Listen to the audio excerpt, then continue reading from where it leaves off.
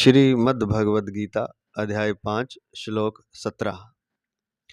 संबंध: जिस स्थिति में सर्वत्र परिपूर्ण परमात्म तत्व का अनुभव हो जाता है, उस स्थिति की प्राप्ति के लिए आगे के श्लोक में साधन बताते हैं।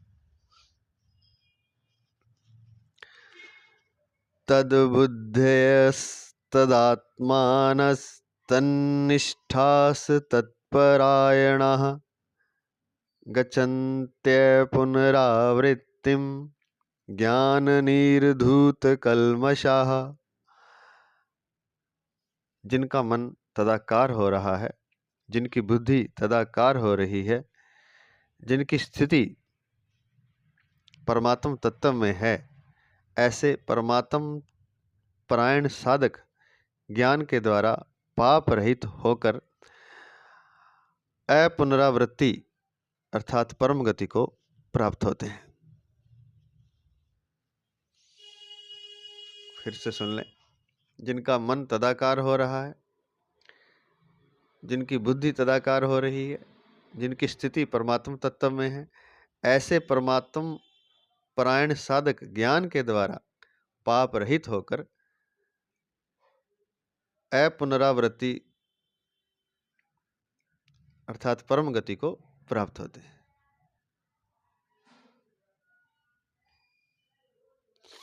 व्याख्या करने जा रहे हैं।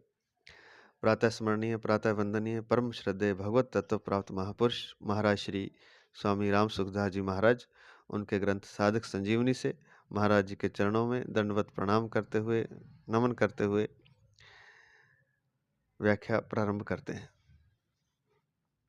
व्याख्या: परमात्म तत्व का अनुभव करने के लिए दो प्रकार के साधन हैं। एक तो विवेक के द्वारा असत का त्याग करने पर सत्य में स्वरूप स्थिति स्वतः हो जाती है, और दूसरा सत्य का चिंतन करते करते सत्य की प्राप्ति हो जाती है। चिंतन से सत्य की ही प्राप्ति होती है, असत की प्राप्ति कर्मों से होती है, चिंतन से नहीं। उत्पत्ति विनाशशील वस्तु कर्म से मिलती है और नित्य परिपूर्ण तत्व चिंतन से मिलता है। चिंतन से परमात्मा कैसे प्राप्त होते हैं, इसकी विधि इस श्लोक में बताते हैं। बहुत ही सुंदर श्लोक है। कहते हैं कि परमात्म तत्व का अनुभव करने के लिए, परमात्मा का अनुभव करने के लिए दो साधन है। एक तो चर्चा हो ही चुकी है कि विवेक के द्वारा असत्य का त्याग करने पर सत्य में स्वरूप स्थिति स्वतः हो जाती है, और दूसरा, तो ये विवेक वाली बात तो बहुत बार आई है, पिछले श्लोक में ही थी कि विवेक का आदर करने से उसका निराकरण हो जाता है अस्वाभाविक स्थिति का, जिसको हमने स्वाभाविक मान लिया था। यह विपरीत ज्ञान जो होता है, इसका निराकरण अस्वाभाविकता में स्वाभाविकता मानने का जो विपरीत भावना है, जो अज्ञान है, उसका निराकरण विवेक का आदर करने से हो जाता है। अर्थात विवेक से असत्य का त्याग और सत्य में स्वरूप स्थिति स्वतः हो जाती है। तो ये बात, एक तो साधन ये है परमात्मा प्राप्ति का, और दूसरा सत्य का चिंतन करते करते सत्य की प्राप्ति हो जाती है। एक अलग तरीका है, ये पीछे आया नहीं है, हालांकि ये साधन तो है ही, लेकिन अभी 5वें अध्याय के 17वें श्लोक तक ये आया ही नहीं, और आया है तो कहीं छुपी हुई अवस्था में आया है ये साधन। वो क्या है कि सत्य का चिंतन करो आप। दूसरा, सत्य का चिंतन करते करते सत्य की प्राप्ति हो जाती है। और फिर इस बात को पुष्ट करते हुए कहते हैं कि चिंतन से सत्य की ही प्राप्ति होती है। अगर हम असत्य की प्राप्ति करना चाहेंगे, वो चिंतन से नहीं होगी। चिंतन से सत्य की प्राप्ति होती है। असत्य की प्राप्ति तो कर्मों से होती है, और झूठी वस्तुएं संसार की चाहिए तो उसके लिए आपको कर्म करना पड़ता है, और सत्य वस्तु चाहिए तो वो तो चिंतन से भी मिल जाती है। कितनी सुविधा परमात्मा ने बना रखी है, उसके लिए कोई आपको मेहनत, उद्योग, कर्म नहीं करना। सत्य की प्राप्ति के लिए सत्य का चिंतन करो मात्र। तो जैसे कि परमात्मा का हम चिंतन करते हैं, चिंतन करते करते राम राम राम राम राम राम का चिंतन करते करते राम प्राप्त हो जाते हैं। तो एक ये भी साधन है। और फिर इस बात को और भी स्पष्ट करते हैं कि असत्य की प्राप्ति कर्मों से होती है, चिंतन से नहीं, और सत्य की प्राप्ति चिंतन से होती है। चिंतन मुंह से चाहे राम राम ना जपो, लेकिन चिंतन करो राम का। राम का चिंतन, जैसे हम किसी को याद करते हैं तो हम उसका चिंतन करते हैं, उसका विचार करते हैं, उसको सोचते हैं, उसको अनुभव करते हैं। तो चिंतन से सत्य की प्राप्ति हो जाती है। उत्पत्ति विनाशशील वस्तु कर्म से मिलती है। वो पहले ही बता दिया कि झूठी वस्तुएं, जो भ्रामक वस्तुएं संसार की, यहाँ कुछ है नहीं, झूठा भ्रम दिखाई देता, वो सारी चीजें जो उत्पत्ति विनाशशील हैं वो कर्म से मिलती हैं। और नित्य परिपूर्ण तत्व चिंतन से मिलता है, और जो नित्य परिपूर्ण तत्व है वो चिंतन से मिलता है। चिंतन से परमात्मा कैसे प्राप्त होते हैं, इसकी विधि इस श्लोक में बताई गई है। तो अब इसको विस्तार से समझते हैं। तद बुद्धया, निश्चय करने वाली वृत्ति का नाम बुद्धि है। साधक पहले बुद्धि से यह निश्चय करे कि सर्वत्र एक परमात्मा तत्व ही परिपूर्ण है। पहले तो निश्चय करे कि सब जगह सर्वत्र एक परमात्मा तत्व ही है, परिपूर्ण है। संसार के उत्पन्न होने से पहले भी परमात्मा थे और संसार के नष्ट होने के बाद भी परमात्मा रहेंगे। बीच में भी संसार का जो प्रवाह चल रहा है उसमें भी परमात्मा वैसे के वैसे ही हैं। इस प्रकार परमात्मा की सत्ता अर्थात होनेपन में अटल निश्चय होना ही तद्बुद्धयः पद का तात्पर्य है। तो सबसे पहला नंबर 1 पॉइंट तो ये है कि यह दृढ़ निश्चय करें अपनी बुद्धि से, बुद्धि दे रखी है भगवान ने, उसे दृढ़ निश्चय करे कि सब जगह परमात्मा ही परमात्मा है, परमात्मा के सिवाय कुछ नहीं है। जो कुछ भी दिखाई दे रहा है सब परमात्मा है, इसलिए कहा जाता है कण कण में परमात्मा है। इस प्रकार परमात्मा की सत्ता अर्थात होनेपन में अटल निश्चय होना हो जाए, तो जिसके लिए यहाँ शब्द आया है तद्बुद्धयः, जिसकी बुद्धि तदाकार हो रही है। तद आकार, क्योंकि बुद्धि से परमात्मा ही परमात्मा दिखाई दे रहा है जगत में, कण कण में, हर वस्तु व्यक्ति पदार्थ में, तो उसकी बुद्धि परमात्मा के साथ तदाकार हो रही है, जिसके लिए यहाँ तद्बुद्धयः शब्द आया है, जिसका मतलब है परमात्मा की सत्ता होनेपन में अटल निश्चय होना। फिर दूसरा पद है तदात्मानम, नहीं तदात्मानः।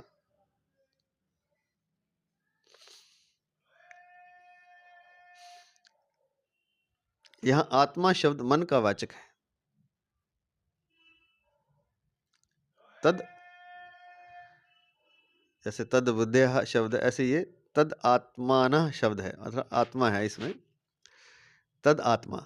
तो यहाँ जो आत्मा है, आत्मा से मतलब हमारे स्वरूप से नहीं है, यहाँ आत्मा से मतलब मन से है। तो यहाँ आत्मा शब्द मन का वाचक है। जब बुद्धि में एक परमात्मा तत्व का निश्चय हो जाता है तब मन से स्वतः स्वाभाविक परमात्मा का ही चिंतन होने लगता है। तो पहला पॉइंट जो बताया था कि बुद्धि से एक बार निश्चय हो जाए कि सब तक तरफ परमात्मा ही परमात्मा है, शरीर इंद्रिय मन जो कुछ भी है सब परमात्मा है। शरीर इंद्रिय मन बुद्धि पदार्थ जमीन धन मकान पत्ते पुष्प पेड़ पौधे जानवर पशु पक्षी सब, घर मकान बेटा पुत्र माता पिता सब, जब ये भाव हो जाए, बुद्धि से दृढ़ निश्चय हो जाए कि सब परमात्मा है, खाली जगह में भी परमात्मा, कण कण में आकाश भी परमात्मा, सब परमात्मा, तब जब बुद्धि से ये निश्चय हो जाए तब मन से स्वतः स्वाभाविक परमात्मा का ही चिंतन होने लगता है। तब मन फिर परमात्मा का स्वाभाविक चिंतन करने लगता है। सब क्रियाएं करते समय यह चिंतन अखंड रहता है कि सत्ता रूप से सब जगह एक परमात्मा तत्व ही परिपूर्ण है। तो वो क्रियाएं अपनी करता रहता है, संसार के जो कर्म है जो क्रियाएं हैं, लेकिन उसका चिंतन अखंड रहता है कि सत्ता रूप से सब जगह एक परमात्मा तत्व ही परिपूर्ण है। चिंतन में संसार की सत्ता आती ही नहीं। तो ये हो गया तदात्मानः। फिर है तन्निष्ठा। जब साधक के मन और बुद्धि परमात्मा में लग जाते हैं तब वह हर समय परमात्मा में अपनी अर्थात स्वयं की स्वतः स्वाभाविक स्थिति का अनुभव करता है। जब तक मन बुद्धि परमात्मा नहीं लगते, अर्थात मन से परमात्मा का चिंतन और बुद्धि से परमात्मा का निश्चय नहीं होता, तब तक परमात्मा में अपनी स्वाभाविक स्थिति होते हुए भी उसका अनुभव नहीं होता। तो फिर अगला पद, जो तीसरा पॉइंट है जब कहते हैं कि साधक के मन और बुद्धि परमात्मा में लग जाते हैं, तब वह हर समय परमात्मा में अपनी अर्थात स्वयं की स्वतः स्वाभाविक स्थिति का अनुभव करता है। जब तक मन बुद्धि परमात्मा में नहीं लगते, अर्थात मन से परमात्मा का चिंतन और बुद्धि से परमात्मा का निश्चय, कि पहले तो ये निश्चय होना चाहिए कि सब जगह परमात्मा है, और फिर निरंतर परमात्मा का चिंतन करना है।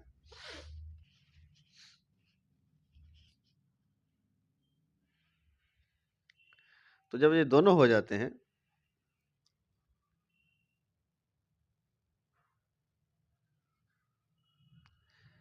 जब तक मन बुद्धि परमात्मा में नहीं लगते, अर्थात मन से परमात्मा का चिंतन और बुद्धि से परमात्मा का निश्चय नहीं होता, तब तक परमात्मा में अपनी स्वाभाविक स्थिति होते हुए भी उसका अनुभव नहीं होता।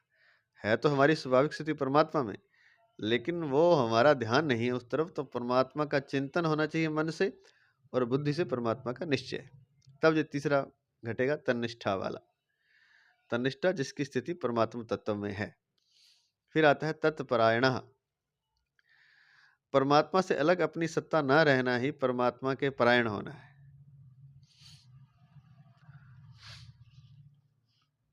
परमात्मा में अपनी स्थिति का अनुभव करने से अपनी सत्ता परमात्मा की सत्ता में लीन हो जाती है और स्वयं परमात्मा स्वरूप हो जाता है। परमात्मा में चारों ओर परमात्मा है, कण कण में परमात्मा है और मैं उसमें स्थित हूँ, ऐसा जब अनुभव करने से अपनी सत्ता परमात्मा की सत्ता में लीन हो जाती है और स्वयं परमात्मा स्वरूप, ऐसा बार बार लगातार जब चिंतन चलता है और ऐसा अनुभव जब वो करता है, तब वह परमात्मा स्वयं परमात्मा स्वरूप हो जाता है। परमात्मा से अलग अपनी सत्ता ना रहना ही परमात्मा के परायण होना है, अर्थात उसकी शरण चले जाना या सब तरफ परमात्मा को ही अनुभव करना, अपने को उसके भीतर ही अनुभव करना, अपने को अलग नहीं मानना। यह है परमात्मा से अलग अपनी सत्ता न रहना ही परमात्मा के परायण होना है। जब तक साधक और साधन की एकता नहीं होती, साधक और साधन की एकता नहीं होती, तब तक साधन छूटता रहता है, अखंड नहीं रहता। जब साधकपन अर्थात अहम भाव मिट जाता है, तब साधन साध्य रूप ही हो जाता है, क्योंकि वास्तव में साधन और साध्य दोनों में नित्य एकता है। ये समझने वाला है। जब साधक और साधन की एकता नहीं होती, जब साधक और जो वो साधन कर रहा है दोनों एक नहीं हो जाते, अर्थात जैसे जप करने वाला साधक और साधन है जप, दोनों जब एक नहीं हो जाते, तब तक साधन छूटता रहता है, अखंड नहीं रहता, क्योंकि दोनों अलग अलग हैं। जब साधकपन अर्थात अहम भाव मिट जाता है, तब साधन साध्य रूप ही हो जाता है। तब जो जप था, जो भगवान का नाम था, वह भगवान ही बन जाता है, क्योंकि वास्तव में साधन और साध्य दोनों में नित्य एकता है। तो जो हम साधन का उपयोग कर रहे हैं, यूज कर रहे हैं जिस साधन को, जैसे जप का हमने उदाहरण दिया, तो ये कहते हैं कि जब साधकपन अर्थात अहम भाव मिट जाता है, जब साधना करने वाला नहीं रहता, साधन ही रहता है, और जब साधन मात्र बचता है, तब साधन साध्य रूप ही हो जाता है, तब साधन ही साध्य रूप, जो साध्य क्या है हमारा परमात्मा, तो साधन ही साध्य रूप हो जाता है। अर्थात जिसका हम भगवान का नाम ले रहे हैं, जिन भगवान का राम राम कर रहे हैं, तो ये साधन है, और जो कर रहा है राम राम जी, वो साधक है। और जब साधकपन अर्थात अहम भाव मिट जाता है, साधक मिट जाता है, खाली जप ही रह जाता है, राम राम राम राम, तब जो राम राम का जप है, जो राम का नाम है, वही भगवान हो जाता है। यह हालांकि ये कोई बेबूझ नहीं है पहेली, लेकिन जो पहली बार सुन रहे हैं उन्हें बेबूझ लगेगी। तब वो राम का नाम ही राम बन जाता है, तब साधन ही साध्य, तब साधन साध्य रूप ही हो जाता है। क्यों? क्योंकि वास्तव में साधन और साध्य दोनों में नित्य एकता है। जिस साधन का आप उपयोग कर रहे हैं और जो जो साध्य है परमात्मा, दोनों एक ही हैं, अलग थोड़ी ना है। क्योंकि जब सब कुछ ही परमात्मा है, तो साधन साध्य साधन सब कुछ एक है। तो कहते हैं कि वास्तव में साधन और साध्य दोनों में नित्य एकता है। इसलिए जब साधकपन अर्थात अहम भाव मिट जाता है, तब साधन ही साध्य रूप हो जाता है, तब नाम ही भगवान बन जाता है। उदाहरण के लिए या ऐसा भी कह सकते हैं कि जो प्राणायाम करते हैं परमात्मा की प्राप्ति के लिए, तो साधक प्राणायाम कर रहा है, जब साधकपन मिट गया, खाली प्राणायाम ही बचा, तो प्राणायाम ही साध्य हो जाता है, भगवान हो जाता है। यहाँ कहीं कोई ध्यान लगा रहा है साधक, जब साधक बचा ही नहीं, ध्यान या समाधि ही बची, अहम भाव मिट गया, तब वो समाधि ही परमात्मा हो जाती है। ऐसा हमें समझ में आया है। ज्ञान निर्धूत कल्मषः, ज्ञान अर्थात सत असत, और ये जो बात बताइए कि साधन साध्य हो जाता है, ये कब होता है? जब हम तत्परायण हो जाते हैं, परमात्मा से अलग अपनी सत्ता मानते ही नहीं, परमात्मा में ही अपनी स्थिति मानते हैं। तो 4 पॉइंट जब पूरे हो जाते हैं, तब साधन साध्य दोनों में नित्य एक होने के कारण, नित्य एकता होने के कारण साधन ही साध्य रूप हो जाता है, अर्थात साधन ही परमात्मा हो जाता है। तो ये 4 पॉइंट कौन से? तद बुद्धिया, पहले तो बुद्धि से निश्चय करना है, फिर तदात्मानः, फिर मन से परमात्मा का चिंतन करना है, फिर तन्निष्ठा, परमात्मा चारों ओर है, मन और बुद्धि से जब निश्चय होता है, चिंतन होता है, निश्चय और चिंतन, तब परमात्मा में अपनी स्वाभाविक स्थिति का अनुभव करता है, और फिर परायण हो जाता है परमात्मा से। चौथा पॉइंट तत्परायण, परमात्मा से अलग अपनी सत्ता न रहना ही, फिर वो जो चीज़ कर रहा था वो पूर्ण हो जाती है। तनिष्ठा में जो चीज़ अनुभव कर रहा था, कोशिश कर रहा था, वो तत्परायण में पूर्ण हो जाती है। हर समय परमात्मा में अपनी सतत स्वभाव स्थिति का अनुभव करता है तन्निष्ठा में, और वो अनुभव करता है, लेकिन वो पूर्ण हो जाती है तत्परायण में। परमात्मा में अपनी स्थिति का अनुभव करने से अपनी सत्ता परमात्मा की सत्ता में लीन हो जाती है, और स्वयं परमात्मा स्वरूप हो जाता है। तो अगला पद है ज्ञाननिर्धूत कल्मषा। ज्ञान अर्थात सत्य असत्य के विवेक की वास्तविक जागृति होने पर असत्य की सर्वथा निवृत्ति हो जाती है। सत्य असत्य का हमें विवेक पता चल जाए, विवेक हो जाए, तो असत्य की सर्वथा निवृत्ति हो जाती है, निवृत्ति हो जाती है। असत्य के संबंध से ही पाप पुण्य रूप कल्मश होता है। जब तक झूठ के साथ, भ्रम के साथ हमने संबंध जोड़ रखा है, और हमें पता नहीं है कि असत्य क्या है, सत्य क्या है, तब तक असत्य के संबंध से ही पाप पुण्य रूप कल्मश होता है, पाप होता है, अर्थात मल होता है। असत्य के संबंध से ही पाप पुण्य रूप कल्मश होता है, जिससे मनुष्य बंधता है। असत्य से सर्वथा संबंध विच्छेद होने पर पाप पुण्य मिट जाते हैं। तो पाप पुण्य भी असत्य से संबंध के कारण है, और असत्य से संबंध कब तक रहता है? जब तक विवेक नहीं जागृत होता। जब विवेक जागृत हो जाता है, तो सत्य असत्य की वास्तविक जागृति हो जाती है। तब झूठ को क्यों पकड़ेगा जब उसे सच दिखाई दे जाता है? क्योंकि सच ही तो सच्चिदानंद है, वही वास्तविक सत्ता है हमारी। अगला पद है गच्छन्त्य पुनरावृत्तिम।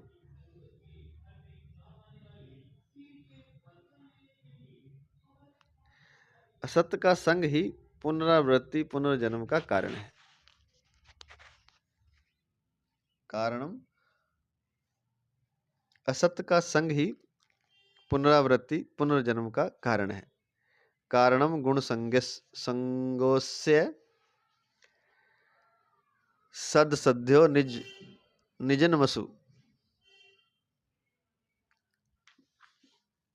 कारणम गुण संज्ञोस्य सदसध्यो निजन्मसु। गीता 13वें अध्याय का 21वां श्लोक। असत्य का संग सर्वथा मिटने पर पुनरावृत्ति का प्रश्न ही पैदा नहीं होता। जो वस्तु एक देशीय होती है, उसी का आना जाना होता है। जो वस्तु सर्वत्र परिपूर्ण है, वह कहाँ से आए और कहाँ जाए? परमात्मा संपूर्ण देश काल वस्तु परिस्थिति आदि में एक रस परिपूर्ण रहते हैं, उनका कहीं आना जाना नहीं होता। इसलिए जो महापुरुष परमात्म तत्व या परमात्म स्वरूप ही हो जाते हैं, उनका भी कहीं आना जाना नहीं होता। एक देशीय का मतलब जो एक एरिया में है, एक क्षेत्र में है, उसी का आना जाना होता है। जैसे आकाश है, आकाश तो सब जगह, तो कहाँ से आकाश आएगा और कहाँ जाएगा? आकाश कहीं से आ थोड़ी रहा है, या कहीं जा रहा है।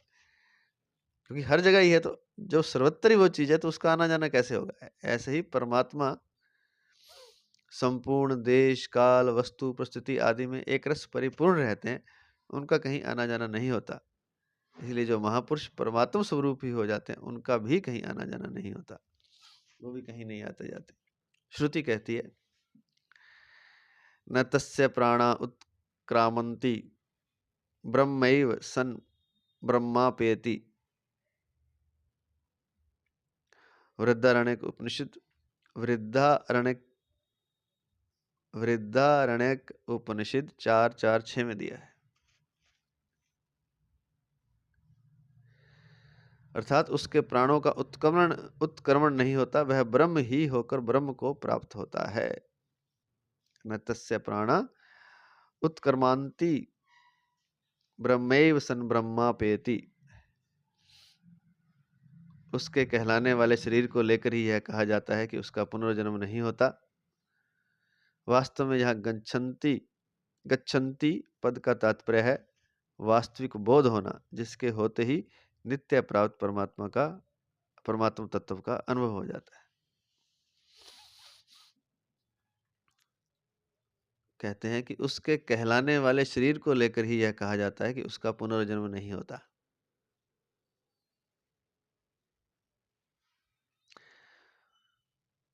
शरीर का तो पुनर्जन्म नहीं होता। वास्तव में यहाँ गच्छन्ति पद का तात्पर्य है वास्तविक बोध होना, जिसके होते ही नित्य प्राप्त परमात्मा तत्व का अनुभव हो जाता है। परिशिष्ट भाव है अंत में, अस्वाभाविकता में स्वाभाविकता की भावना मिटने पर एक परमात्मा के सिवाय अन्य किसी की स्वतंत्र सत्ता नहीं रहती और साधक परमात्मा स्वरूप ही हो जाता है। जो विपरीत भावना हमने कर रखी है वो विवेक द्वारा जब समाप्त हो जाती है, वो क्या है विपरीत भावना? अस्वाभाविकता में स्वाभाविकता की भावना मिटने पर एक परमात्मा के सिवाय अन्य किसी की स्वतंत्र सत्ता नहीं रहती और साधक परमात्म स्वरूप ही हो जाता है, जो कि वास्तव में स्वतः सिद्ध है।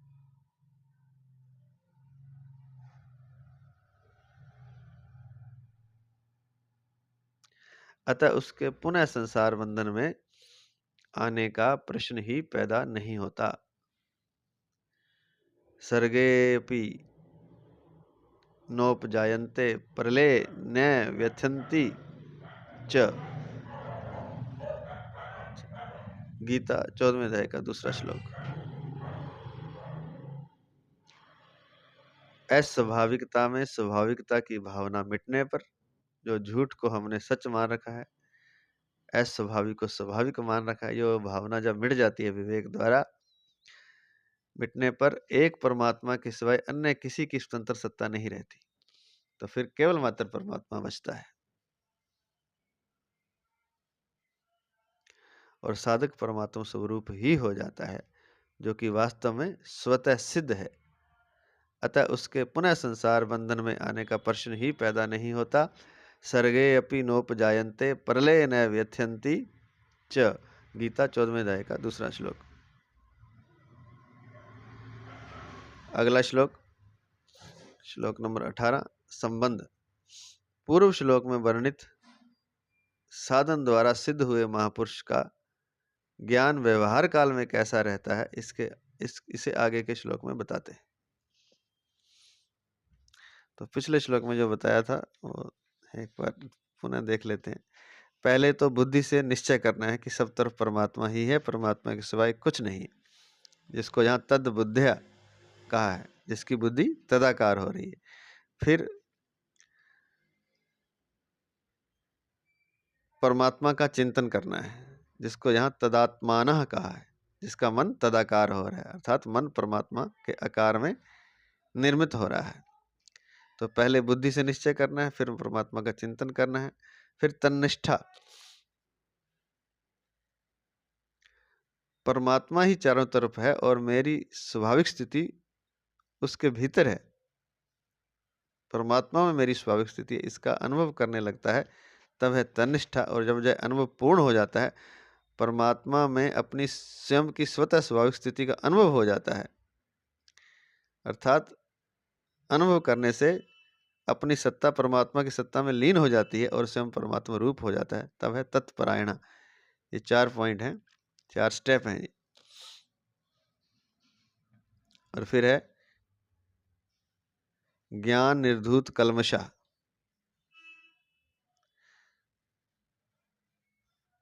ज्ञान अर्थात सत्य असत के विवेक की वास्तविक जागृति होने पर असत, ये तो चिंतन की बात बताई थी, ये दूसरा तरीका बता रहे हैं। पहला तरीका यहाँ खत्म हो गया। पहले बुद्धि से निश्चय, फिर मन से चिंतन, फिर अपनी स्थिति का अनुभव करना परमात्मा में, फिर परमात्मा सत्ता के साथ एक हो जाना, तत्परायण। ये 4 स्टेप हैं चिंतन के, जिसके कहा कि चिंतन के द्वारा परमात्मा पाया जाता है। दूसरा है विवेक द्वारा, जिसे ज्ञान योग कहते हैं, सांख्य योग कहते हैं। तो ज्ञान निर्धूत कल्मषा, ज्ञान अर्थात सत्य असत के विवेक की वास्तविक जागृति होने पर असत्य की सर्वथा निवृत्ति हो जाती है। तो पहले विवेक जागेगा, जगाएं और देखें सच क्या है, झूठ क्या है। और इस तरह के विवेक की जागृति होने पर असत्य की सर्वथा निवृत्ति हो जाती है, झूठ हमेशा के लिए खत्म हो जाता है। असत्य के संबंध से ही पाप पुण्य कल्मश होता है, जिससे मनुष्य बंधता है। असत्य से सर्वथा संबंध विच्छेद होने पर पाप पुण्य मिट जाते हैं। और अगला है इसी में, गच्छन्त्य पुनरावृत्तिम, असत्य का संग ही पुनर्जन्म का कारण है। कारणम गुण संज्ञस्य सद सद्यो निजन्मसु, गीता 13वें अध्याय का 21वां श्लोक। असत्य का संग सर्वथा मिटने पर पुनरावृत्ति का प्रश्न ही पैदा नहीं होता। असत्य का संग ही पुनरावृत्ति का कारण है। झूठ का जो संग है उसी कारण हम बार बार जन्म लेते हैं। जब सच में स्थित हो जाएंगे फिर आना जाना नहीं होता, क्योंकि सच एक देशीय नहीं है, वह सर्वत्र परिपूर्ण है। परमात्मा सर्वत्र परिपूर्ण है, संपूर्ण देश काल वस्तु परिस्थिति आदि में एक रस है, इसलिए उसका फिर जन्म नहीं होता, आना जाना नहीं होता। तो उसी के लिए एक श्लोक भी आया था, न तस्य प्राणा उत्कर्मांति ब्रह्मैव सन ब्रह्मा पेयति। वृद्धा अरण्यक उपनिषद का था, 446 का। अर्थात उसके प्राणों का उत्क्रमण नहीं होता, वह ब्रह्म ही होकर ब्रह्म को प्राप्त होता है। तो वह कहीं आता जाता नहीं, वह स्वयं ही ब्रह्म हो जाता है और ब्रह्म को प्राप्त होता है। तो क्योंकि सब जगह परमात्मा की तरह ही हो जाता है, एक देशीय नहीं रहता, वह संपूर्ण देश काल वस्तु परिस्थिति आदि में एक रस हो जाता है, अर्थात वह सर्वत्र परिपूर्ण हो जाता है परमात्मा की तरह। इसलिए शब्द आया है ब्रह्मेव सन ब्रह्मा पेयति, वह ब्रह्म ही होकर ब्रह्म को प्राप्त होता है, अर्थात ब्रह्म होकर वह ब्रह्म को प्राप्त हो जाता है। परिशिष्ट भाव दिया है, अंत में दिया था जो द्वारा से देख रहे हैं कि अस्वाभाविकता में स्वाभाविकता की भावना मिटने पर एक परमात्मा के सिवाय अन्य किसी की स्वतंत्र सत्ता नहीं रहती। जो हमने झूठ, जो भ्रम को हमने सच मान रखा था, झूठ को सच मान रखा था, जो भ्रम को सत्य मान रखा था, अस्वाभाविकता में स्वाभाविकता की भावना कर रखी थी, वो जब विवेक द्वारा मिट जाती है तो फिर परमात्मा के सिवाय अन्य कुछ भी रहता नहीं है, केवल मात्र परमात्मा की सत्ता रहती है। परमात्मा के सिवाय अन्य किसी की स्वतंत्र सत्ता नहीं रहती। सत्ता तो होती है लेकिन स्वतंत्र उसमें भी परमात्मा दिखाई देता है, क्योंकि परमात्मा के सिवाय कुछ है ही नहीं। वह तभी तक दिखाई दे रहा है जब हमने झूठ को सच मान रखा, हम भ्रम में हैं, तभी हमें परमात्मा के सिवाय कुछ और भी दिखाई दे रहा है। जब सब जगह परमात्मा दिखाई देगा, जैसे ब्रह्म ब्रह्म ही हो जाएगा, तो फिर स्वतंत्र सत्ता किसी की दिखाई नहीं देगी, परमात्मा ही दिखाई देगा सब जगह। और साधक परमात्मा स्वरूप ही हो जाता है, दिखाई भी परमात्मा देगा, अनुभव भी परमात्मा का होगा सब जगह, और साधक स्वयं भी परमात्मा स्वरूप हो जाता है, क्योंकि कुछ है ही नहीं परमात्मा के सिवा, सब कुछ परमात्मा ही परमात्मा हो जाता है। तब साधक परमात्मा स्वरूप ही हो जाता है, जो कि वास्तव में स्वतः सिद्ध है, जो कि ऐसा है ही, पहले से ही है। बस अनुभव करने की देर है, विवेक जगाने की आवश्यकता है। अस्वाभाविकता में स्वाभाविकता की अस्वाभाविकता में स्वाभाविकता की जो भावना है उसको मिटाने की आवश्यकता है। अतः उसके पुनः संसार बंधन में आने का प्रश्न ही पैदा नहीं होता, जो परमात्मा रूप ही हो जाता है।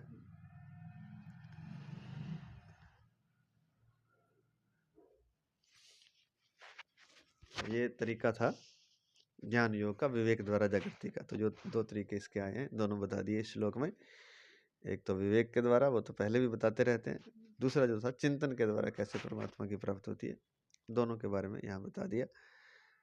तो ऐसा होने पर चाहे वो विवेक द्वारा जागृत हो जाए, चाहे वो चिंतन के द्वारा, अतः उसके पुनः संसार बंधन में आने का प्रश्न ही पैदा नहीं होता। सर्गे अपि नोप जायन्ते प्रलय न व्यथंती च। गीता 14वें अध्याय का दूसरा श्लोक। अब चलते हैं 18वें श्लोक पर। संबंध पूर्व श्लोक में वर्णित साधन द्वारा सिद्ध हुए महापुरुष का ज्ञान व्यवहार काल में कैसा रहता है, इसे आगे के श्लोक में बताते हैं। उसका व्यवहार कैसे होता है जो इस तरह का सिद्ध हो जाता है, जो ब्रह्म होकर ब्रह्म को प्राप्त हो जाता है, चाहे वो चिंतन से हो चाहे विवेक द्वारा।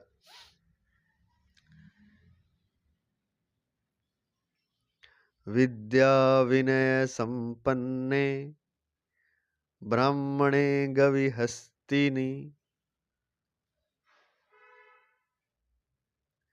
शुनि चैव स्वपाके च पंडिताः समदर्शिनः। शुनि शुनि शुनि शैव स्वपाके शुनि चैव स्वपाके च पंडिताः समदर्शिनः। ज्ञानी महापुरुष विद्या विनय युक्त ब्राह्मण में और चंडाल में तथा गाय हाथी एवं कुत्ते में भी समरूप परमात्मा को देखने वाले होते हैं। विद्या विनय संपन्ने ब्राह्मणे गविहस्तिनि शुनि चैव स्वपाके च पंडिता समदर्शिना। तो चाहे विद्या और विनय संपन्न ब्राह्मण हो, विद्या विनय संपन्न ब्राह्मणे गविहस्तिनि, चाहे गाय हो चाहे हाथी हो, गवि गाय हस्तिनि हाथी, शुनि चैव शुनि कुत्ता हो, या फिर और चय एव स्वपाके चंडाल हो, च पंडिता या पंडित हो,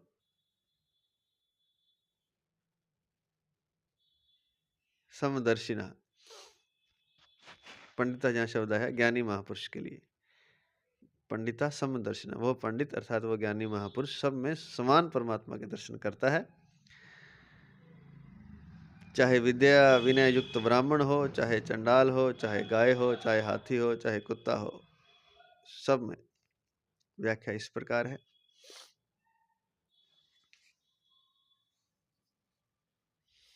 विद्या विनय संपन्न से लेके डैश डैश डैश पंडिता समदर्शिना तक।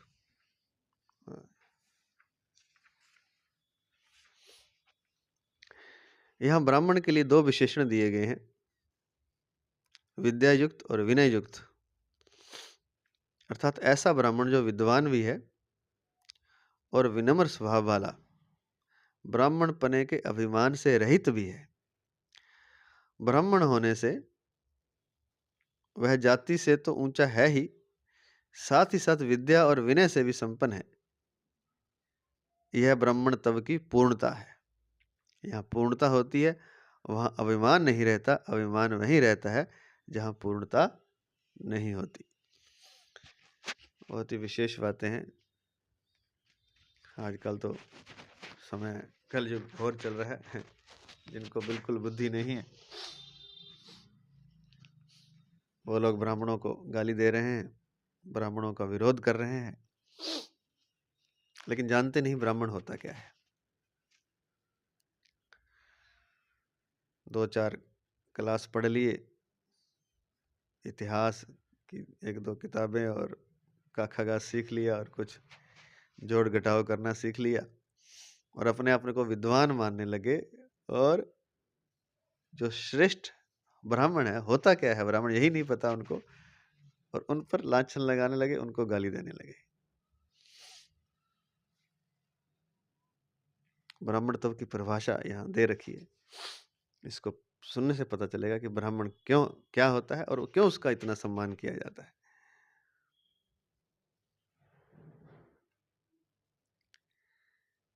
अध्यात्म की जानकारी जो धरती की जानकारी है उससे बहुत अलग है।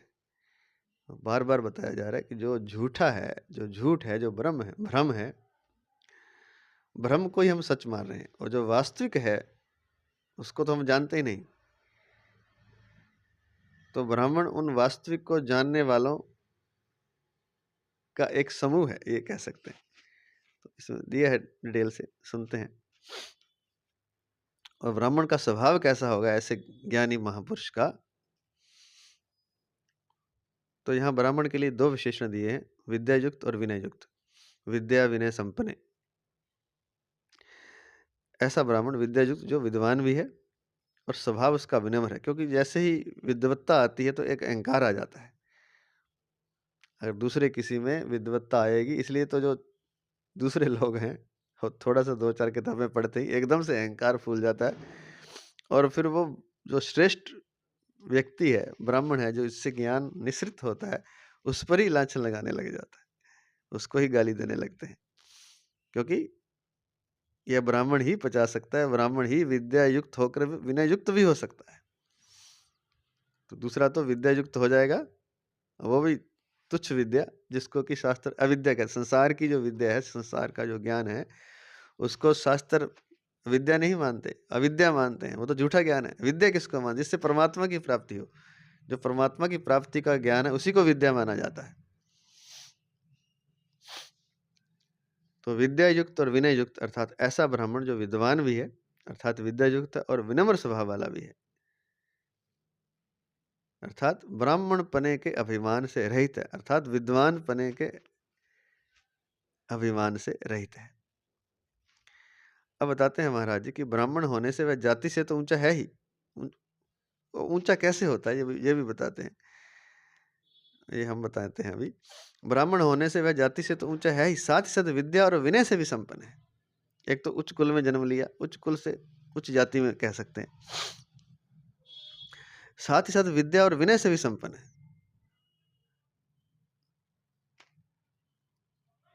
विद्वान भी है और विनम्रता भी है। यह ब्राह्मण तब की पूर्णता है, तब वह पूर्ण ब्राह्मण बनता है, तभी उसे ब्राह्मण कहा जाता है, क्योंकि वो पूर्ण है। पूर्ण किस लिए? 3 चीजें हैं उसके अंदर। एक तो उसने उसी कुल में जन्म लिया है, किस कुल में ये भी बताते हैं अभी, और साथ ही साथ विद्या विद्वान है और साथ में विनम्रता से परिपूर्ण है। यह ब्राह्मण तब की पूर्णता है। यहाँ पूर्णता होती है, वहां अभिमान नहीं रहता। अभिमान वहीं रहता है जहाँ पूर्णता नहीं होती। तो यहाँ भी अभिमान आए तो जान लीजिए कि अभी अधगर अधजल गगरी छलकत जाए। अज्ञान ही छलकता है, पूर्णता कभी छलकती नहीं है। तो जहाँ पूर्णता होती है वहाँ अभिमान नहीं रहता। अभिमान वहीं रहता जहाँ पूर्णता नहीं होती। तो अब ब्राह्मण की बात कर रहे थे, तो उच्च कुल उच्च जाति क्यों माना जाता है? क्योंकि सदियों से, जब से सृष्टि बनी है, जिस उस कुल में जन्म लेने वाले शास्त्रों का अध्ययन करते आ रहे हैं, मंत्रों का जप करते आ रहे हैं, तपस्या करते आ रहे हैं और सोचाचार, बहुत आचार विचार करते आ रहे हैं। ये खाना, ये नहीं खाना, ऐसे बैठना, ऐसे उठना, बहुत कुछ। ये जगह शुद्ध है, ये अशुद्ध है, बहुत चीजें होती हैं। तो एक तो कई कुलों से, कई जन्मों से वो जन्म दर जन्म इस तरह से लगा हुआ है। तो उस कुल में जब जन्म लेता है तो उस कुल का उसमें प्रभाव आता है। इसलिए उस कुल को उच्च माना जाता है, शुद्ध माना जाता है, श्रेष्ठ माना जाता है। उच्च से मतलब श्रेष्ठ, ऊंचे नीचे से मतलब नहीं है कि कोई नीचा है कोई ऊंचा, ये बात नहीं कहना चाह रहे। शब्द जरूर ऊंचा यूज हुआ है, लेकिन ऊंचे मतलब श्रेष्ठ है। वो श्रेष्ठ इसलिए है कि एक तो उसने विद्वानों के कुल में जन्म लिया है, विद्वानों की जाति में जन्म लिया है। ये बहुत बड़ी बात हो जाएगी, लेकिन संक्षिप्त में यही है कि जिस माहौल में हम रहते हैं, हम चाहे मूड भी हो, लेकिन अगर माहौल हमारा अच्छा है, माहौल आसपास का वातावरण, तो हमें कुछ ज्ञान आ जाएगा। अनपढ़ भी अगर पढ़े लिखों के बीच में रहेगा तो उसे कुछ ना कुछ ज्ञान पढ़े लिखों से आ ही जाएगा। तो यही होता है कुल में उत्पन्न होने से, जाति में उत्पन्न होने से, क्योंकि सदियों से वो जाति, वो कुल तपस्या कर रही है, जप कर रही है, शास्त्रों का अध्ययन कर रही है, मंत्र जाप कर रही है। तो आज कोई 2-4 किताबें जो ये इतिहास आदि की पढ़ करके और वो सोचे कि वो ब्राह्मणों के बराबर हो गया, कैसे हो जाएगा? जिस कुल में सदियों से ऐसा हो रहा है, और जिस कुल में सदियों से मांस मदिरा का सेवन हो रहा है, और 2-4 किताबें पढ़ ली और फिर उसे लगता है कि मैं तो बहुत बड़ा ज्ञानी हो गया। क्योंकि भीतर का जो कोश है, जो कोशिका है, क्योंकि जैसा खाए ऐसा अन्न वैसा होए मन। तो ब्राह्मणों का तो खाना भी शुद्ध है, शुद्ध था। हो सकता है कुछ ब्राह्मण आजकल अ, इस तरह के खान-पान का आचार-विचार ना करते हों, तो उसको ब्राह्मण कह भी नहीं रहे। लेकिन फिर भी वो जाति के कारण भी कुछ उसमें प्रभाव है। तो जिसने जो मांस मदिरा के सदियों से सेवन कर रहे हैं, जिनमें आचार-विचार नहीं है, कोई खाने का, पीने किसी तरह का ही, वो अगर 2-4 किताबें पढ़ ले और वो अपने आप को विद्वान मान ले और ब्राह्मणों से भी ऊँचा मानने लगे, बल्कि ब्राह्मण के बराबर भी नहीं हो सकता वो। हो सकता है, कई जन्म लगेंगे। वो उस पीढ़ी में कई जन्मों तक अगर वो भी नाम जप करते हैं, मंत्र जप करते हैं, शास्त्र अध्ययन करते हैं, सात्विक विचार रखते हैं, तो हो जाएगा। तो ब्राह्मण को इसलिए श्रेष्ठ माना जाता है कि सदियों से उस कुल में, उस परिवार में, उस धारा में वो इस मंत्र जाप, आचार विचार आदि, ध्यान साधना, जप, ध्यान, समाधि आदि सब कुछ करते आ रहे हैं। खान-पान का भी ध्यान रखते हैं, तो वो एक तो वो उसकी विशेषता है। तो ब्राह्मण होने से वह जाति से तो ऊँचा है ही, मतलब श्रेष्ठ है ही, साथ ही साथ उसने विद्या भी ग्रहण कर ली। इस जन्म में भी उसने शास्त्रों का पूर्ण अध्ययन कर लिया, विद्या ग्रहण कर ली। विद्या से मतलब परमात्म तत्व से भी है, यहाँ पर मुख्य तत्व परमात्म तत्व से ही है, और विनय भी है और विनम्रता भी है। तो ब्राह्मण का सबसे बड़ा लक्षण यही है कि अगर विनम्रता है तो वो सच्चा ब्राह्मण है। अगर ज्ञान है और अहंकार है तो अभी कुछ कमी है, क्योंकि वो पूर्ण है और जहाँ पूर्णता होती है वहाँ अभिमान नहीं होता। तो आगे चलते हैं, ये तो ब्राह्मण की बात हुई। ब्राह्मण और चंडाल में तथा गाय, हाथी एवं कुत्ते में व्यवहार की विषमता अनिवार्य है। अब इसमें ये श्लोक आया है जो, उसमें लिखता है कि सब में वो समरूप देखता है, चंडाल, गाय, हाथी, कुत्ते में और ब्राह्मण में सबको सम देखता है। इसका मतलब ये नहीं है कि वो व्यवहार भी सम करता है, कि कुत्ता मिल जाए तो उसको भी दंडवत प्रणाम करता है और हाथी मिल जाए तो उसको भी, और चंडाल मिल जाए उसको भी। सम समझता है मतलब व्यवहार में भी समता करने की आवश्यकता नहीं है, क्योंकि व्यवहार की विषमता तो अनिवार्य है।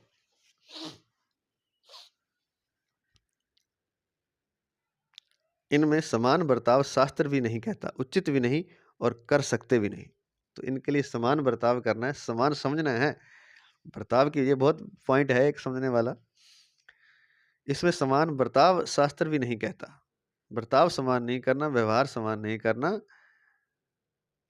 समरूप समझना है। उचित भी नहीं है और कर भी नहीं सकते, कर सकते भी नहीं, समान बर्ताव। जैसे पूजन विद्या विनय युक्त ब्राह्मण का ही हो सकता है। जो पूजन होता है वो तो विद्या विनय युक्त ब्राह्मण का ही हो सकता है, ना कि चंडाल का। चंडाल का तो पूजन हो नहीं सकता। दूध गाय का ही पिया जाता है, ना कि कुतिया का। व्यवहार थोड़ी हम वैसा करने लग जाएंगे। हाँ, लेकिन परमात्मा तत्व उसमें पूर्ण विराजमान है। उतना ही प्रेम गाय के प्रति है, उतनी ही करुणा, उतनी ही चंडाल के प्रति उतना ही प्रेम। ये है समरूपता, क्योंकि सब में परमात्मा है। सवारी हाथी की ही हो सकती है, ना कि कुत्ते की। इन पांचों प्राणियों को उदाहरण देकर भगवान यह कह रहे हैं कि इनमें व्यवहार की समता संभव न होने पर भी तत्वतः सब में एक ही परमात्मा तत्व परिपूर्ण है। महापुरुषों की दृष्टि उस परमात्मा तत्व पर ही सदा सर्वदा रहती है, इसलिए उनकी दृष्टि कभी विषम नहीं होती, ये कहना चाहते हैं, क्योंकि वो उसको परमात्मा तत्व की तरह देख रहे हैं। इसका मतलब ये नहीं कि व्यवहार भी वो सबके साथ ब्राह्मण जैसा कर रहे हैं। यहाँ एक शंका हो सकती है कि दृष्टि विषम हुए बिना व्यवहार में भिन्नता कैसे होगी। कि दृष्टि अगर सम है तो व्यवहार में भिन्नता होगी नहीं, और दृष्टि विषम है तभी व्यवहार में भिन्नता हो सकती है। तो इसका समाधान यह है कि अपने शरीर के सब अंगों, बहुत ही सुंदर उदाहरण दिया और बड़ा समझने जैसा। ये भी ब्राह्मण, क्षत्रिय, वैश्य, शूद्र उस तरीके से भी इसको समझ सकते हैं, उस संदर्भ में भी समझ सकते हैं। इसका समाधान यह है कि अपने शरीर के सब अंगों, मस्तक, पैर, हाथ, गुदा, आदि में हमारी दृष्टि अर्थात अपनेपन और हित की भावना समान रहती है, फिर भी हम उनके व्यवहार में भेद रखते हैं।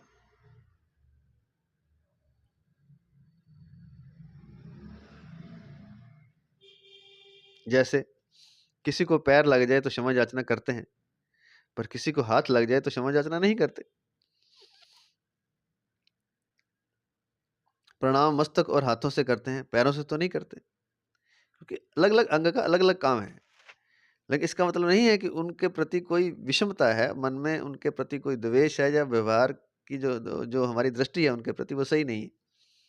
हमारे ही शरीर का अंग है और समान भावना है हमारी, लेकिन व्यवहारिक रूप से अलग अलग होता है। किसी को हाथ लग जाए तो क्षमा याचना नहीं करते, प्रणाम मस्तक और हाथों से करते हैं, पैरों से नहीं करते। गुदा से हाथ लगने पर हाथ धोते हैं, मलद्वार के हाथ लग जाए जब मल त्याग करके आते तो हम हाथ धोते हैं, हाथ से हाथ लगने पर नहीं। और दूसरे से हाथ एक दूसरे हाथ लग जाए तो थोड़ी हाथ धोते हैं। इतना ही नहीं, एक हाथ की उंगलियों में भी व्यवहार में भेद रहता है। किसी को तर्जनी उंगली दिखाने और अंगूठा दिखाने का भेद तो सब जानते ही हैं। इसी प्रकार शरीर के भिन्न भिन्न अंगों के व्यवहार में तो भेद होता है। किसी को तर्जनी उंगली दिखा रहे हैं, किसी को अंगूठा दिखा रहे हैं, तो इसका मतलब सब समझते हैं। तो ये अंगूठी का भी एक ही हाथ की उंगलियों के भी व्यवहार में अंतर होता है, लेकिन इसका मतलब ये नहीं कि वो हमारा अंग नहीं है, या हम हमारी उसमें समान समरूपता हम नहीं देख रहे। इसी प्रकार शरीर के भिन्न भिन्न अंगों के व्यवहार में तो भेद होता है, पर आत्मीयता में भेद नहीं होता। इसलिए शरीर के किसी भी पीड़ित अंग की उपेक्षा नहीं होती। व्यवहार में भेद होने पर भी पीड़ा मिटाने में हम समानता का व्यवहार करते हैं। शरीर के सभी अंगों के सुख दुख में हमारा एक ही भाव रहता है। गीता छठे अध्याय का 32वां श्लोक। इसी प्रकार प्राणियों में खान पान, गुण, आचरण, जाति आदि का भेद होने से उनके साथ ज्ञानी महापुरुषों के व्यवहार में भी भेद होता है, और होना भी चाहिए। परंतु उन सब प्राणियों में एक ही परमात्मा तत्व परिपूर्ण होने के कारण महापुरुष की दृष्टि में भेद नहीं होता। उन प्राणियों के प्रति महापुरुष की आत्मीयता, प्रेम, हित, दया आदि के भाव में कभी फर्क नहीं पड़ता। उनके अंतःकरण में राग, द्वेष, ममता, आसक्ति, अभिमान, पक्षपात, विषमता आदि का सर्वथा अभाव होता है। महापुरुष के अंतःकरण में वो तो पहले ही मिटा चुका होता है इन चीजों को, राग द्वेष को, ममता को, आसक्ति को, अभिमान को, पक्षपात को, विषमता को। तो किसी व्यक्ति के साथ वो, या किसी हाथी, गाय और कुत्ते आदि के साथ, चंडाल आदि के साथ अलग अलग सोच कैसे रख सकता है। जैसे अपने शरीर के किसी अंग का दुख दूर करने की चेष्टा स्वाभाविक होती है, ऐसे ही पता लगने पर दूसरे प्राणी का दुख दूर करने की और उसे सुख पहुंचाने की चेष्टा भी उनके द्वारा स्वाभाविक होती है। यही कारण है कि भगवान ने यहाँ महापुरुषों को समदर्शी कहा है, न कि समवर्ती। समदर्शिनाः, सम का दर्शन करना है, समवर्ती नहीं बनना। अर्थात सब जगह व्यवहार सम नहीं होना, व्यवहार तो सबके साथ अलग अलग ही होगा। गीता में दूसरी जगह भी सम देखने की या समबुद्धि की ही बात आई है। जैसे समबुद्धिर विशिष्यते, छठे अध्याय का 9वां श्लोक। सर्वत्र समदर्शनः, छठे अध्याय का 29वां श्लोक। आत्मोपेन आत्मोपमेन सर्वत्र समम पश्यन्ति, छठे अध्याय का 32वां श्लोक। सर्वत्र समबुद्ध्या, 12वें अध्याय का 4था श्लोक। समम सर्वेषु भूतेषु डैश डैश डैश यह पश्यति स पश्यति, 13वें अध्याय का 27वां श्लोक। और समम पश्यन ही सर्वत्र, 13वें अध्याय का 28वां श्लोक। तो सम बुद्धि की बात अनेक जगह आई है, और गीता में वास्तव में बात भी यही है कि सबको सम बुद्धि से देखेगा, सब में परमात्मा की दर्शन करेगा, परमात्मा का ही, तभी तो वह परिपूर्ण होगा। श्री शंकराचार्य जी महाराज कहते हैं, भावाद्वैतम सदा कुर्यात्, क्रियाद्वैतम न कुत्रचित। तत्वोपदेश में कहते हैं, भाव में ही सदा अद्वैत होना चाहिए, क्रिया व्यवहार में कहीं नहीं। अद्वैत जो है वो भाव में होना चाहिए। अब है समता संबंधी विशेष बात।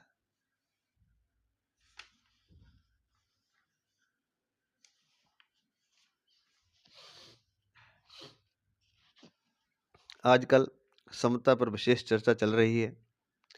सबके साथ समता का बर्ताव करो, ऐसा प्रचार किया जा रहा है। परंतु वास्तव में समता किसे कहते हैं और वह कब आती है, इसे समझने की बड़ी आवश्यकता है।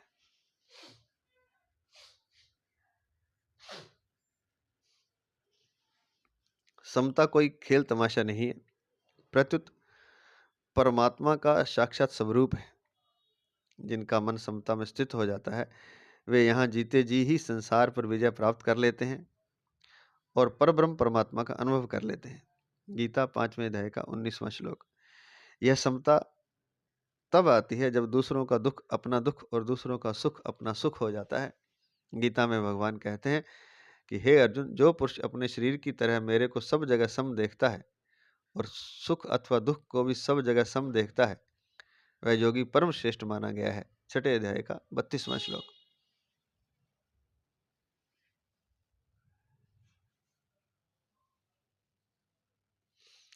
जैसे शरीर के किसी भी अंग में पीड़ा होने पर उसको दूर करने की लगन लग जाती है, ऐसे ही किसी प्राणी को दुख संताप आदि होने पर उसको दूर करने की लगन लग जाए, तब समता आती है। संतों के लक्षणों में भी आया है, पर दुख दुख सुख सुख देखे पर। रामचरितमानस 7:38-1 में आया है। अर्थात दूसरे के दुख को महसूस करे, दूसरे के दुख को देखकर दुखी हो और दूसरे के सुख को देखकर सुखी हो। हम उल्टा करते हैं, हम दूसरे के दुख को देखकर सुखी होते हैं और अपने दुख को देखकर दुखी होते हैं और दूसरे के सुख को देखकर दुखी होते हैं। तो जब तक अपने सुख की लालसा है, तब तक चाहे जितना उद्योग कर लें, समता नहीं आएगी। बहुत अच्छी बात बता रहे हैं महाराज जी। जब तक केवल हम अपना ही सुख चाहते हैं, तब तक जितनी मर्जी कोशिश कर लें, जो प्राणायाम ध्यान जप आदि जो मर्जी कर लें, समता नहीं आएगी। परंतु जब हृदय से यह लगन लग जाएगी कि दूसरों को सुख कैसे पहुंचे, उनको आराम कैसे हो, उनको लाभ कैसे हो, उनका कल्याण कैसे हो, तब समता स्वतः आ जाएगी। इसका आरंभ सर्वप्रथम अपने घर से करना चाहिए। हृदय में ऐसा भाव हो कि किसी को किंचन मात्र भी दुख या कष्ट न पहुंचे, किसी का कभी अनिष्ट ना हो। चाहे मैं कितना ही कष्ट पाऊं, पर मेरे माता पिता, स्त्री पुत्र, भाई भौजाई आदि को सुख होना चाहिए। घर वालों को सुख पहुंचाने से अपने हृदय में शांति आएगी ही। जहां अपने घर का भी संबंध नहीं है, वहां सुख पहुंचाएंगे तो विशेष आनंद की लहरें आने लग जाएंगी।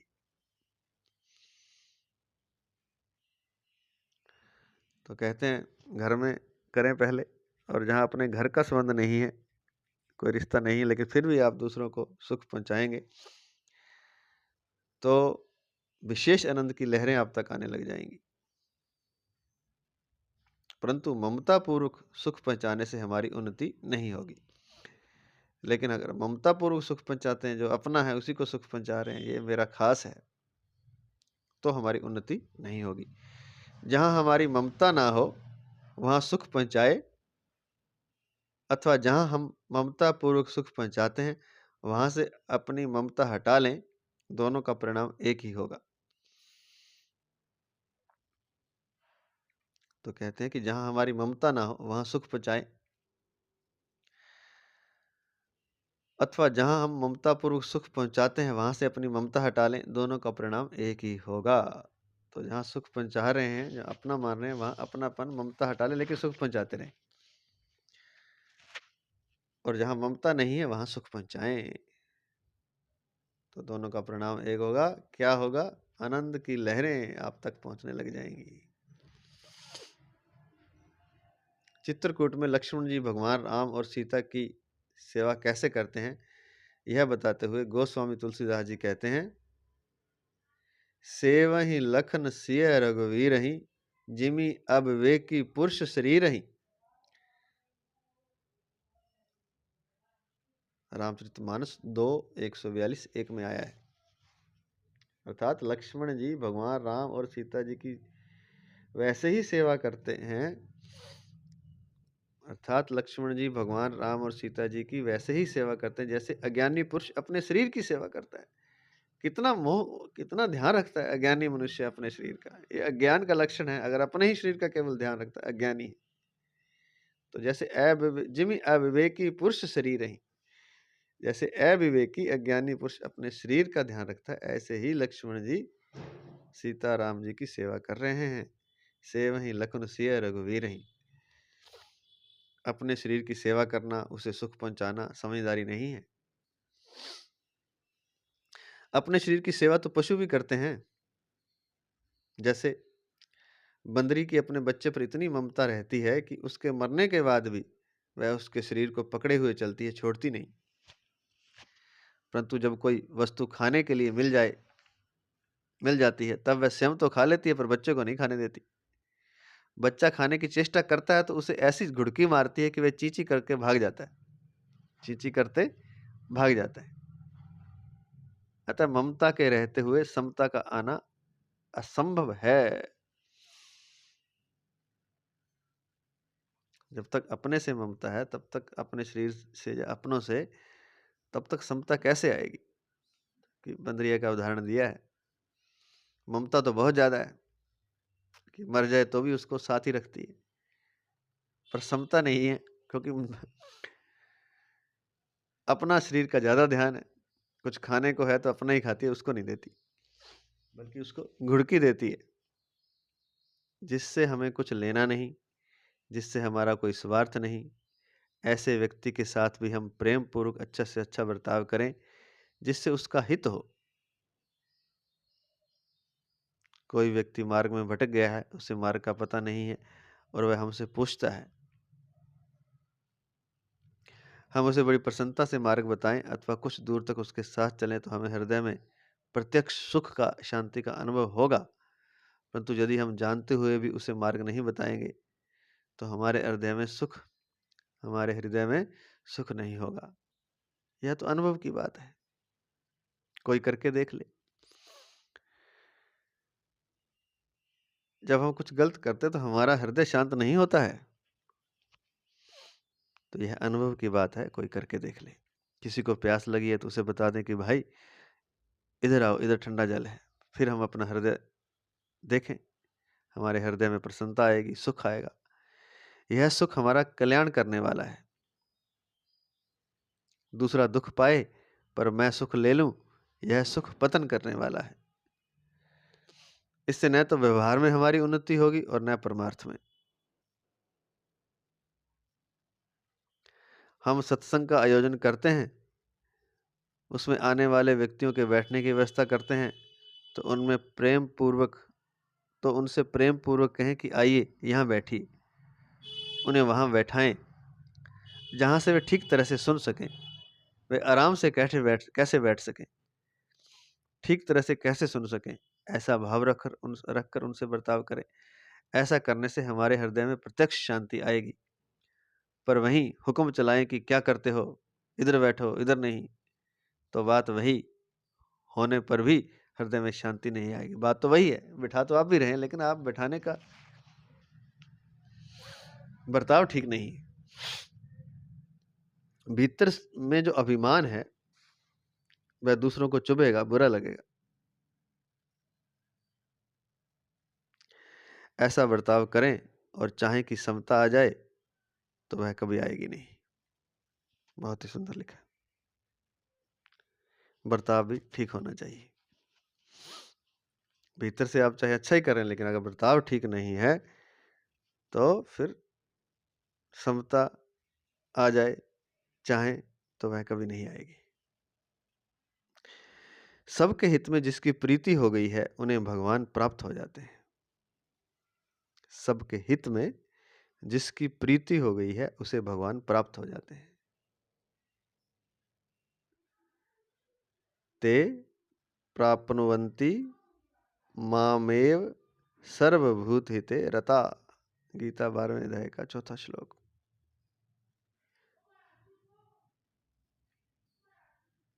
वे मुझे प्राप्त कर लेते हैं। ते प्राप्नुवन्ति मामेव सर्वभूत हिते रता, जो सर्वभूत सबके हित में लगे हुए हैं, रत हैं, सर्वभूत हिते रता। कारण कि भगवान प्राणी मात्र के परम सुहृद हैं। गीता 5वें अध्याय का 29वां श्लोक। वे प्राणी मात्र का पालन पोषण करने वाले हैं। आस्तिक से आस्तिक हो अथवा नास्तिक से नास्तिक, दोनों के लिए भगवान का विधान बराबर है।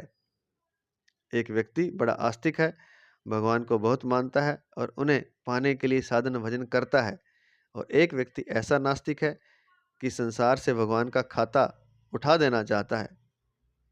भगवान को मानने से और भगवान के कारण ही दुनिया दुख पा रही है, भगवान नाम की कोई चीज है ही नहीं, ऐसा उसके हृदय में भाव है और ऐसा ही प्रचार करता है। ऐसे नास्तिक से नास्तिक व्यक्ति की भी प्यास जल मिटाता है, और यही जल आस्तिक से आस्तिक व्यक्ति की भी प्यास मिटाता है। जल में यह भेद नहीं है कि वह आस्तिक की प्यास ठीक तरह से शांत करे और नास्तिक की प्यास शांत ना करे। वह समान रीति से सबकी प्यास मिटाता है। ऐसे ही सूर्य समान रीति से सबको प्रकाश देता है, हवा समान रीति से सबको श्वास लेने देती है, पृथ्वी समान रीति से सबको रहने का स्थान देती है। चाहे वो दुष्ट हो, चाहे राक्षस हो, चाहे अच्छा हो, चाहे बुरा हो, कितना ही बुरा व्यक्ति, कितना ही हत्यारा क्यों ना हो, क्या पृथ्वी, क्या हवा, क्या प्रकाश, क्या जल उससे कोई भेद करता है? इसी प्रकार भगवान की रची हुई प्रत्येक वस्तु सबको समान रीति से मिलती है।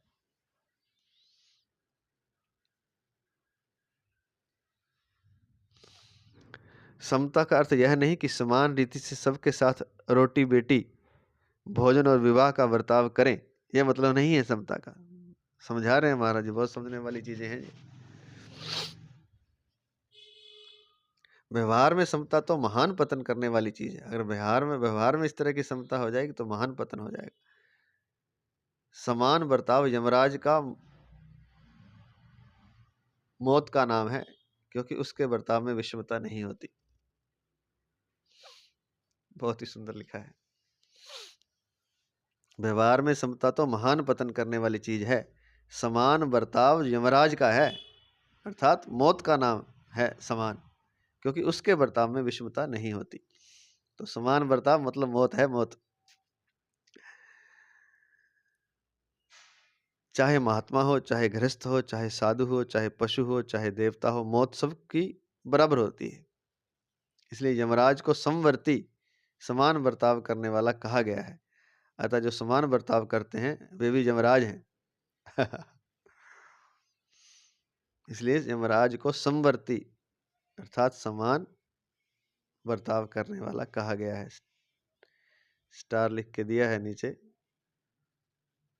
समवर्ती परेतराट, अमरकोश 1:1:48 में 58 में दिया है।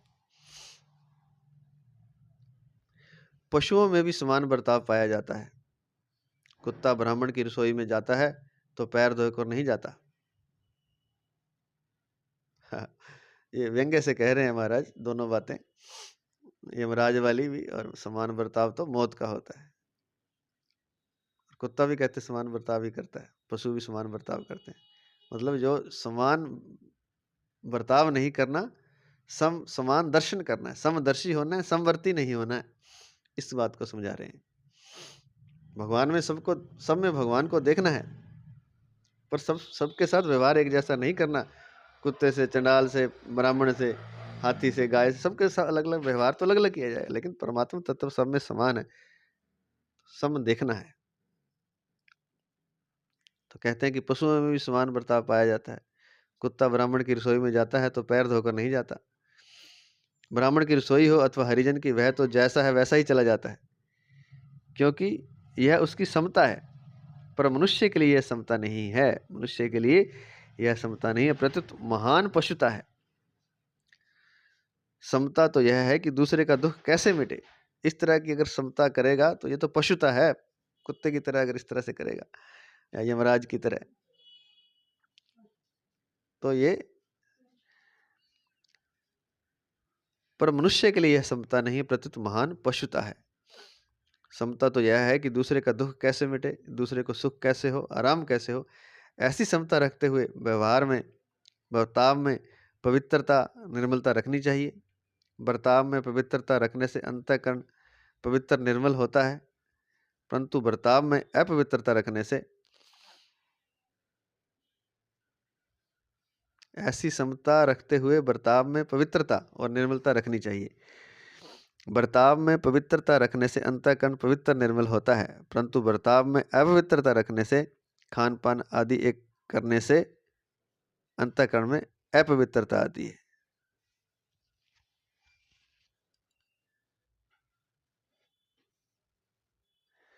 जिससे अशांति बढ़ती है। केवल बाहर का बर्ताव समान रखना शास्त्र और समाज की मर्यादा के विरुद्ध है, इसलिए इससे समाज में संघर्ष पैदा होता है। केवल बाहर का बर्ताव समान रखना शास्त्र और समाज की मर्यादा के विरुद्ध है, इससे समाज में संघर्ष पैदा होता है। वर्णों में ब्राह्मण ऊंचे हैं और शूद्र नीचे हैं, ऐसा शास्त्रों का सिद्धांत नहीं है। सुन लीजिए ध्यान से फिर से।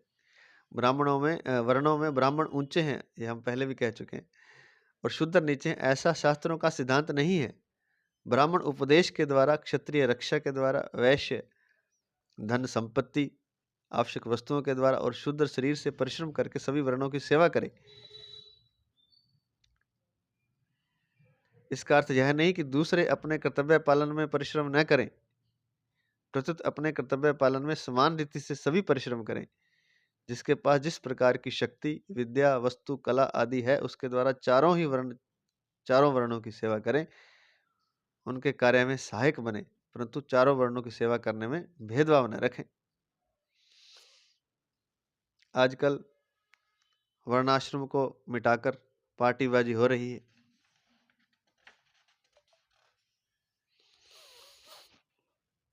आज वर्णाश्रम में इतनी लड़ाई नहीं है जितनी लड़ाई पार्टीबाजी में हो रही है, यह प्रत्यक्ष बात है।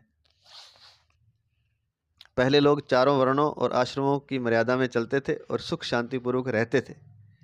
आज वर्णाश्रम की मर्यादा को मिटाकर अनेक पार्टियां बनती जा रही हैं, जिससे संघर्ष को बढ़ावा मिल रहा है। गांवों में सब लोगों को पानी मिलना कठिन हो रहा है। जिनके अधिकार में कुआं है, वे कहते हैं कि तुमने उस पार्टी को वोट दिया है, इसलिए तुम यहाँ से पानी नहीं भर सकते। माँ, बाप और बेटा तीनों अलग अलग पार्टियों को वोट देते हैं और घर में लड़ते हैं। भीतर में वैर बांध लिया कि तुम उस पार्टी के और हम इस पार्टी के। कितना महान अनर्थ हो रहा है। तो यह महाराज जी ये कहना चाहते हैं कि ये वर्णाश्रम के कारण नहीं हो रहा है, ये तो पार्टीबाजी के कारण हो रहा है। और पार्टी किस पर खड़ी हो रही है? वर्णाश्रम मिटाने की कोशिश कर रही है, लेकिन पार्टियां बनती जा रही। तो वर्णाश्रम में तो लड़ाई झगड़ा था नहीं, और पार्टीबाजी में तो भयंकर लड़ाई झगड़ा हो गया। उदाहरण दिए, घर में ही हो गया। तीनों अलग अलग वोट देते हैं, तो तीनों के अलग अलग विचार हैं और एक दूसरे से झगड़ते हैं। यदि समता लानी हो तो दूसरा व्यक्ति किसी भी वर्ण, आश्रम, धर्म, संप्रदाय, मत आदि का क्यों ना हो, उसे सुख देना है, उसका दुख दूर करना है और उसका वास्तविक हित करना है। उनमें यह भेद हो सकता है कि आप राम राम कहते हैं, हम कृष्ण कृष्ण कहते हैं, आप वैष्णव हैं, हम शैव हैं, आप मुसलमान हैं, हम हिंदू हैं, इत्यादि। परंतु इससे कोई बाधा नहीं आती है। बाधा तब आती है जब यह भाव रहता है कि वे हमारी पार्टी के नहीं हैं, इसलिए चाहे दुख होता रहे, पर हमें और हमारी पार्टी वालों को सुख हो जाए। यह भाव महान पतन करने वाला है। इसलिए कभी किसी वर्ण आदि के मनुष्य को कष्ट हो तो उनके हित की चिंता समान रीति से होनी चाहिए, और उन्हें सुख हो तो उससे प्रसन्नता समान रीति से होनी